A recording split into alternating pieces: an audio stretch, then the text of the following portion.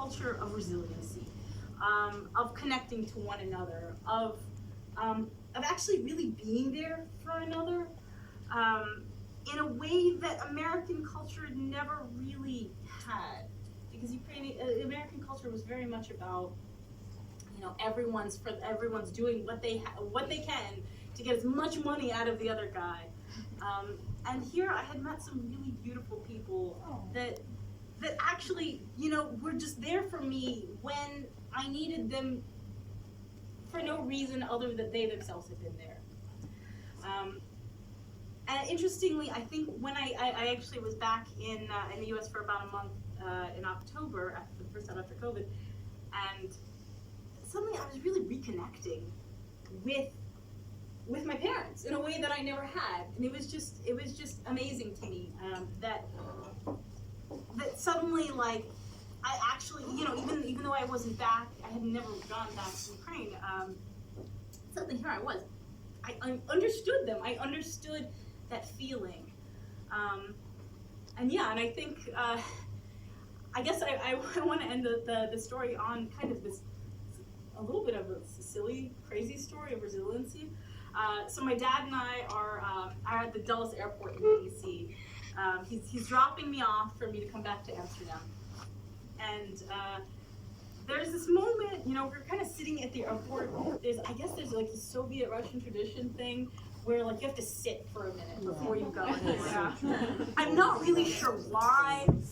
It's like, okay guys, we're not going to see each other for a while. We're going to sit, we're going to look at each other, we're going to say something deep and meaningful. I think that's like the Soviet culture. To check for your documents. What? To check for your documents. No. You do all the documents check, but there's like a powerful silence that comes in, or some story that you have to tell. And so my dad tells a story that I'd never heard before. Which is kind of weird because my dad loves to repeat his stories, so I was just surprised if this was something I'd never heard. We all have dads, they have dad humor. And this story is that actually we had lived in Moldavia. So I was from Odessa, but we lived in Chisinau.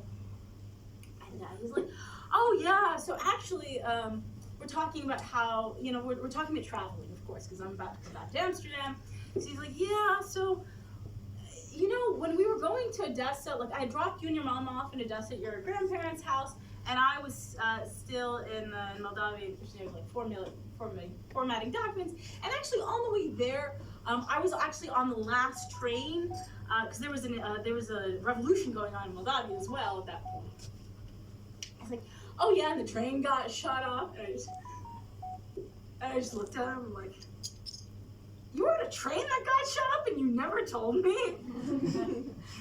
And he was just like, yeah, but I didn't get hurt, so it's fine. And I just kind of look at him like, really? Like, that's the kind of shit that you went through? And I think it sort of struck me at that moment, just like the kind of resiliency that my parents' generation had, and I think maybe the kind of resiliency that I now kind of see in the Ukrainian culture, right? It's like this, like, you know, life is hard. You have to be there for each other, and shit happens, but you persevere.